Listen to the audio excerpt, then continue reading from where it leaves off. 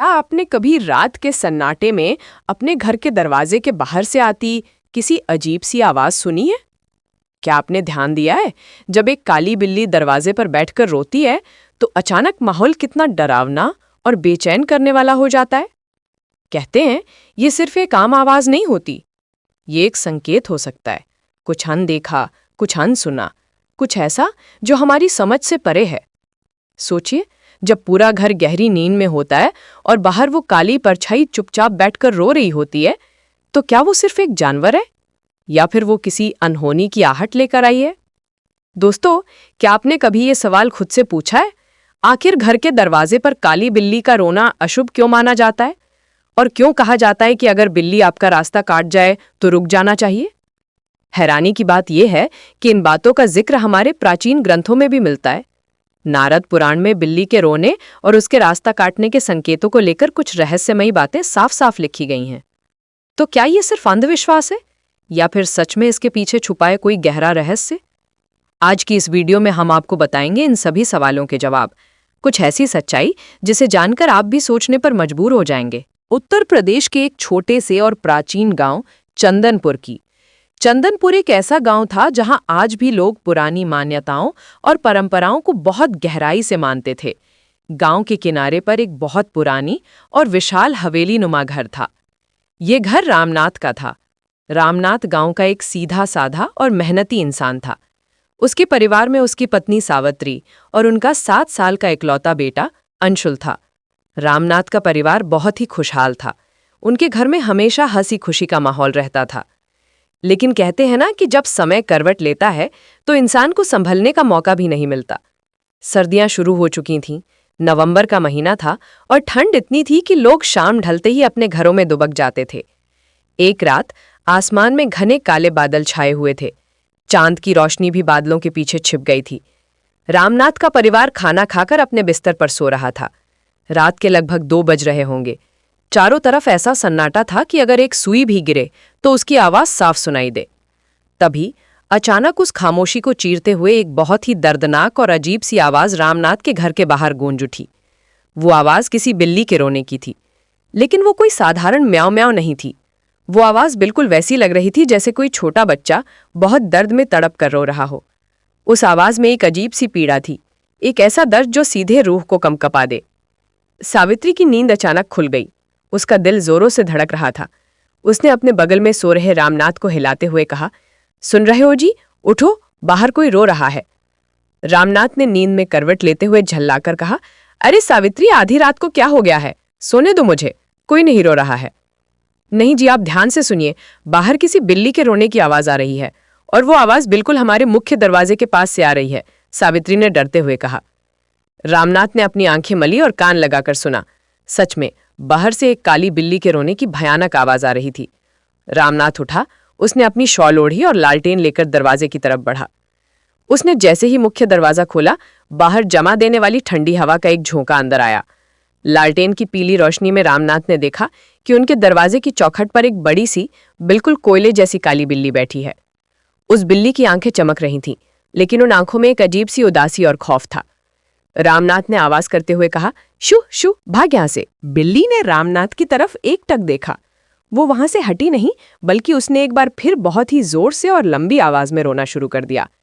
रामनाथ को अंदर से अजीब सी घबराहट महसूस हुई। उसने पास पड़ा एक छोटा सा पत्थर उठाया और बिल्ली की तरफ फेंका।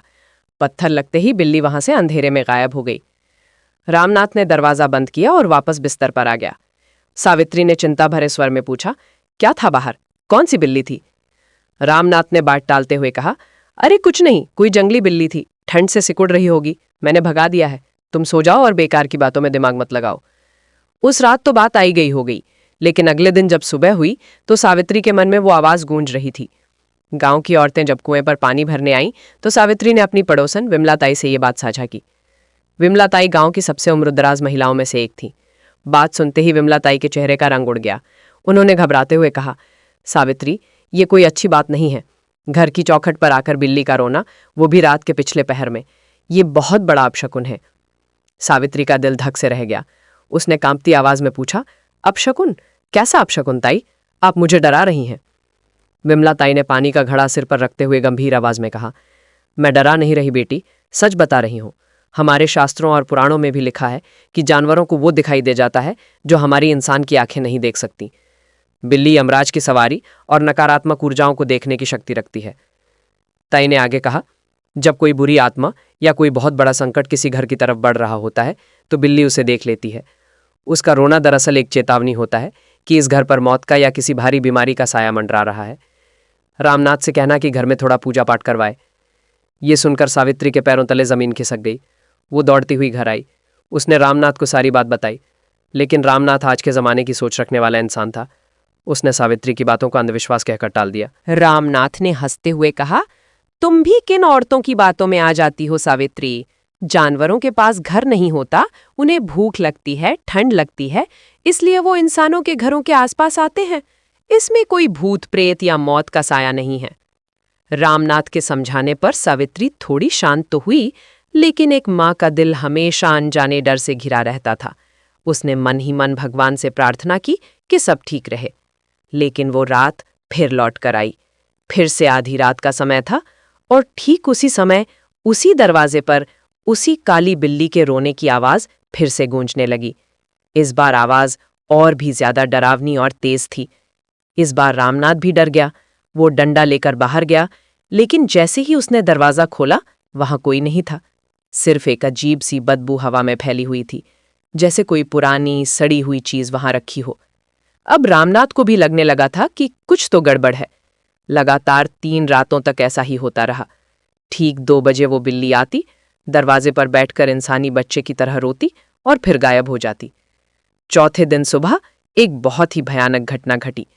रामनाथ का 7 साल का बेटा अंशुल, जो रात तक बिल्कुल हंस खेल रहा था, सुबह उठते ही अचानक तेज बुखार में तप रहा था। उसका शरीर आग की तरह जल रहा था। सावित्री रोने लगी। उसने अंशुल के माथे पर ठंडे पानी की पट्टियां रखीं, लेकिन बुखार कम होने का नाम ही नहीं ले रहा था। रामनाथ तुरंत गांव के वैद्य जी को बुला लाया। वैद्य जी ने अंशुल की नब्ज देखी। उनका माथा सिकुड़ गया। उन्होंने रामनाथ को अलग ले जाकर कहा, रामनाथ, लड़के की नब्ज बहुत अजीब तरह से चल रही है। ये कोई साधारण बुखार नहीं है। दवा दे दी है, लेकिन इसके बचने की उम्मीद बहुत कम लग रही है। ऐसा लग रहा है जैसे किसी चीज ने इसके प्राण सोख लिए हों। ये सुनते ही रामनाथ जमीन पर बैठ गया। सावित्री पछाड़ खाकर गिर पड़ी। वो रोते हुए चिल्लाने लगी, मैंने कहा था आपसे, विमला ताई ने सही कहा था। उस बिल्ली का रोना हमारे बच्चे के लिए मौत का बुलावा था। उस मनहूस बिल्ली ने मेरे बेटे को नजर लगा दी। घर में मातम का माहौल छा गया। वैद्य जी की दवाइयों का अंशुल पर कोई असर नहीं हो रहा था। अंशुल अब बेहोशी की हालत में चला गया था। उसकी सांसें धीरे धीरे उखड़ रही थीं। तभी विमला ताई वहां पहुंची। उन्होंने रामनाथ से कहा, बेटा, अब डॉक्टरी और वैद्य का समय नहीं रहा। तुम्हारे घर पर किसी बहुत ही बुरी शक्ति का साया पड़ चुका है। अगर अपने बेटे की जान बचानी है तो तुरंत त्रिकाल बाबा के पास जाओ, वही कुछ कर सकते हैं। त्रिकाल बाबा गांव से कुछ दूर एक पहाड़ी पर बनी कुटिया में रहते थे। वे तंत्र मंत्र और परलौकिक शक्तियों के बहुत बड़े जानकार माने जाते थे। मरता क्या न करता, रामनाथ दौड़ता हुआ त्रिकाल बाबा की कुटिया पर पहुंचा और उनके पैरों में गिर गया। रामनाथ ने रोते हुए बाबा को सारी कहानी बताई। उस काली बिल्ली का आना, उसका लगातार रोना और फिर अचानक बेटे का मौत के मुंह में चले जाना। त्रिकाल बाबा ने अपनी आंखें बंद की और कुछ मंत्र बुदबुदाए। थोड़ी देर बाद उन्होंने अपनी गहरी और रहस्यमयी आंखें खोली। उनका चेहरा बहुत गंभीर था। बाबा ने कहा, रामनाथ, तुम्हारी पत्नी और गांव वाले सही कह रहे थे कि बिल्ली अपशकुन का प्रतीक है, लेकिन वे पूरी सच्चाई नहीं जानते। लोग सोचते हैं कि बिल्ली दुर्भाग्य लाती है, इसलिए वे उसे मारते हैं या भगा देते हैं, लेकिन सच्चाई इसके बिल्कुल उलट है। रामनाथ ने हाथ जोड़कर पूछा, सच्चाई क्या है बाबा? मुझे कुछ समझ नहीं आ रहा। मेरा बेटा वहां मर रहा है। त्रिकाल बाबा ने एक गहरी सांस ली और विस्तार से समझाते हुए कहा, बिल्ली, विशेषकर काली बिल्ली, एक ऐसा जीव है जिसकी देखने और सुनने की क्षमता इंसानों से कई गुना ज्यादा होती है। बिल्लियों का संबंध उस दुनिया से होता है जिसे हम परलौकिक दुनिया कहते हैं। जब किसी घर में कोई बुरी आत्मा प्रवेश करने की कोशिश करती है या घर के अंदर कोई नकारात्मक ऊर्जा पनप रही होती है, तो घर के जानवरों को सबसे पहले इसका एहसास होता है। बाबा ने आगे कहा, वो काली बिल्ली तुम्हारे घर मौत लेकर नहीं आई थी, बल्कि वो तुम्हारे परिवार को चेतावनी देने आई थी। तुम्हारे घर की जमीन के नीचे एक बहुत पुरानी और अतृप्त आत्मा का वास है। वो आत्मा अब जाग चुकी है और उसे तुम्हारे बेटे के शरीर की जरूरत है। बिल्ली उस बुरी आत्मा को देख रही थी और अपनी आवाज में रोकर तुम्हें होशियार कर रही थी कि तुम्हारे घर पर खतरा है। रामनाथ हैरान रह गया। उसने पूछा, तो फिर उस आत्मा ने मेरे ही बेटे को क्यों चुना?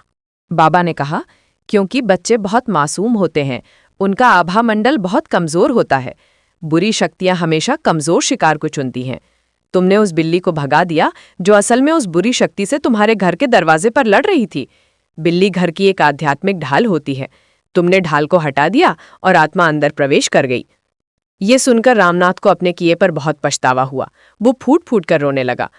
तो क्या अब मेरा बेटा नहीं बचेगा बाबा? मुझे कोई उपाय बताइए, मैं अपना सब कुछ लुटाने को तैयार हूं। बाबा ने अपनी झोली से कुछ अभिमंत्रित राख या भस्म और एक लाल रंग का धागा निकाला। उन्होंने रामनाथ को देते हुए कहा, आज ही अमावस्या की रात है। बुरी शक्तियां आज सबसे ज्यादा ताकतवर होती हैं। तुम तुरंत घर जाओ, ये धागा अपने बेटे के गले में बांध देना। इससे आत्मा उसके प्राण नहीं खींच पाएगी। बाबा ने निर्देश देते हुए आगे कहा, रात के ठीक 12 बजे तुम्हें अपने घर के मुख्य द्वार पर एक दिया जलाना है और उसके पास थोड़ा सा दूध और मछली रखनी है।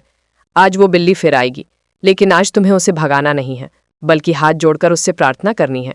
वो बिल्ली कोई साधारण जानवर नहीं, बल्कि भैरव बाबा की दूत है। अगर वो बिल्ली वो दूध पी लेगी तो समझ लेना कि उसने तुम्हारा संकट अपने ऊपर ले लिया है। रामनाथ बाबा के चरण छूकर तुरंत अपने घर की तरफ भागा। घर पहुंचते पहुंचते शाम हो चुकी थी। अंशुल की हालत अब और भी खराब हो गई थी। उसका शरीर अब नीला पड़ने लगा था। रामनाथ ने बिना समय गवाए बाबा का दिया हुआ लाल धागा अंशुल के गले में बांध दिया। धागा बंधते ही अंशुल के शरीर में एक हल्की सी हरकत हुई और उसकी उखड़ती सांसें थोड़ी स्थिर हो गईं। सावित्री की आंखों में एक उम्मीद की किरण जागी। रात गहरी होने लगी। अमावस्या का अंधकार इतना घना था कि हाथ को हाथ दिखाई नहीं दे रहा था। रामनाथ और सावित्री दोनों अपने मुख्य दरवाजे के पास बाबा के बताए अनुसार एक मिट्टी का दिया जलाकर बैठ गए। उन्होंने एक कटोरी में कच्चा दूध और कुछ मछलियों के टुकड़े रख दिए। रात के 11:30 बज चुके थे। समय बहुत धीरे धीरे बीत रहा था। रामनाथ के दिल की धड़कनें तेज थीं। तभी हवा का एक बहुत तेज और ठंडा झोंका आया, जिससे दिए की लौ फड़फड़ाने लगी। रामनाथ ने दोनों हाथों से दिए की लौ को बचाया। ठीक 12 बजे उसी सन्नाटे को चीरते हुए फिर से एक आवाज आई, म्याऊं म्याऊं। लेकिन आज वो रोने की आवाज नहीं थी। रामनाथ ने दरवाजा खोला। लालटेन की रोशनी में उसने देखा कि वही काली बिल्ली दरवाजे की चौखट पर खड़ी है। उसकी आंखें सीधे रामनाथ को देख रही थीं। रामनाथ ने हाथ जोड़ लिए। उसकी आंखों से आंसू बहने लगे। उसने रोते हुए कहा, हे भैरव के दूत, हे अनजानी शक्ति, मुझसे भूल हो गई। मैंने नासमझी में तुम्हें भगा दिया था। मेरे घर में आई इस बुरी बला को दूर कर दो। मेरे इकलौते बेटे की जान बख्श दो। सावित्री भी दरवाजे पर आ गई और घुटनों के बल बैठकर रोने लगी। बिल्ली ने दोनों को देखा, फिर वो धीरे धीरे कदम बढ़ाती हुई आगे आई। बिल्ली ने उस दूध की कटोरी को सूंघा। अचानक घर के अंदर से एक बहुत ही भयानक और डरावनी चीख सुनाई दी। वो चीख अंशुल के कमरे से आई थी। रामनाथ अंदर भागने लगा, लेकिन बिल्ली ने जोर से गुर्राते हुए रामनाथ का रास्ता रोक लिया। बिल्ली के रोंगटे खड़े हो गए थे और वो हवा में किसी अनदेखी चीज की तरफ देखकर बहुत जोर से फुफकारने लगी। ऐसा लग रहा था जैसे बिल्ली हवा में किसी अदृश्य परछाई से लड़ रही हो। कुछ देर तक घर के बाहर एक भयानक खिंचाव और ऊर्जा महसूस हुई। फिर बिल्ली ने एक लंबी छलांग लगाई और अंधेरे में अपने पंजे मारे। उसके तुरंत बाद एक ठंडी और बदबूदार हवा का झोंका घर से बाहर की तरफ निकला और हवेली के पीछे के जंगल की तरफ चला गया। वातावरण एकदम से शांत हो गया। जो हवा अभी तक बर्फ की तरह ठंडी और डरावनी लग रही थी, वो अचानक सामान्य हो गई। बिल्ली अब बिल्कुल शांत हो चुकी थी। वो वापस मुड़ी, दूध की कटोरी के पास गई और आराम से दूध पीने लगी। दूध पीने के बाद उस बिल्ली ने रामनाथ की तरफ देखा, एक बार प्यार से म्याऊं किया और धीरे धीरे अंधेरे में चलकर वापस उसी जंगल की तरफ लौट गई जहां से वो आई थी। रामनाथ और सावित्री तुरंत दौड़कर अंशुल के कमरे में गए। अंदर का नजारा देखकर उनकी आंखों में खुशी के आंसू आ गए। अंशुल, जो पिछले 3 दिन से बेहोश और मौत के करीब था, वह अब उठकर बिस्तर पर बैठा हुआ था। अंशुल ने अपनी माँ को देखकर कहा, माँ, मुझे बहुत तेज भूख लगी है। सावित्री दौड़कर अपने बेटे से लिपट गई और फूट फूट कर रोने लगी। रामनाथ ने आसमान की तरफ देखकर ईश्वर का और उस बिल्ली का धन्यवाद किया। अगली सुबह जब ये बात पूरे गांव में फैली तो त्रिकाल बाबा ने गांव वालों को बुलाकर समझाया। उन्होंने कहा, दुनिया में कोई भी जानवर अपशकुन लेकर नहीं आता। कुत्ते का रोना, बिल्ली का रोना या उल्लू का बोलना, ये सब प्रकृति के ऐसे संकेत हैं जो हमें आने वाले खतरों से आगाह करते हैं। ये जानवर भगवान के बनाए हुए रडार हैं। जब हम इन जानवरों को मारते हैं या दुत्कारते हैं तो असल में हम अपनी सुरक्षा की दीवार को खुद ही तोड़ रहे होते हैं। उस दिन के बाद से रामनाथ के परिवार और पूरे चंदनपुर गांव के लोगों का नजरिया बदल गया। अब अगर कभी कोई बिल्ली उनके घर के बाहर आती तो वे उसे मारते नहीं बल्कि उसे दूध और रोटी खिलाते थे। तो दोस्तों, ये थी वो रहस्यमयी कथा। ये कहानी हमें बहुत बड़ी सीख देती है। विज्ञान भी आज ये मानता है कि जानवरों की छठी इंद्री इंसानों से कहीं अधिक विकसित होती है। भूकंप आने से पहले या कोई प्राकृतिक आपदा आने से पहले जानवरों को सबसे पहले पता चल जाता है। उसी तरह आध्यात्मिक दुनिया में भी ये जानवर उस पारलौकिक ऊर्जा को महसूस कर लेते हैं। इसलिए अगली बार अगर आपके घर के आसपास कोई बिल्ली या कुत्ता अजीब आवाजें निकाले तो घबराएं नहीं और ना ही उन्हें मारें, बल्कि भगवान से प्रार्थना करें और उस मूक जानवर के लिए भोजन या पानी की व्यवस्था करें। क्या पता वो जीव आपका भाग्य बदलने आया हो या किसी बड़ी मुसीबत को अपने ऊपर लेने आया हो।